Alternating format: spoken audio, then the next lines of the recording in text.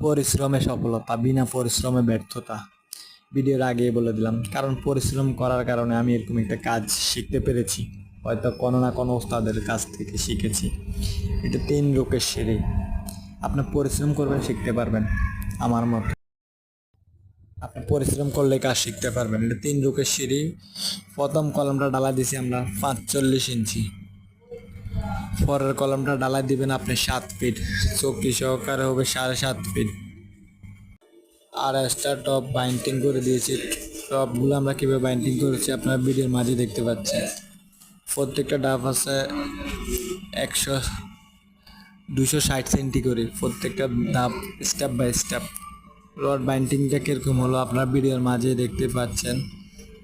কিভাবে বাঁশ দিয়েছি তাও দেখতে পাচ্ছেন। 2 জালি দিয়েছি, এখানে এক্সট্রা টপ ব্যবহার করেছি, ওইদিকে একটু বার করেছে জায়গা 5 ইঞ্চি, এই জন্য এক্সট্রা টপ দেওয়া হয়েছে, দেখতেই পাচ্ছেন।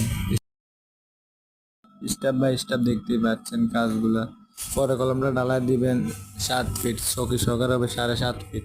আর পরেরটা ছাদের সাথে মিলে যাবে, একবারে আপনাদের কাজটা সুন্দর করে করে নিতে পারবেন। আর আমাদের কলমটা আছে, বিল্ডিংয়ের মেইন কলম আছে 9 ফিট 2 ইঞ্চি।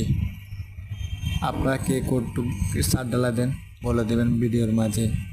এগুলাতে বালু ভরাট হয় না, বালু ভরাট হলে ফ্লোরটা ডালা দিয়ে ছাদের কাজ ধরবো ইনশাল্লাহ। আপনাদের কে কোন জায়গা থেকে ভিডিওটা দেখতে আছেন সবাই কমেন্টে বলে যেতে পারেন।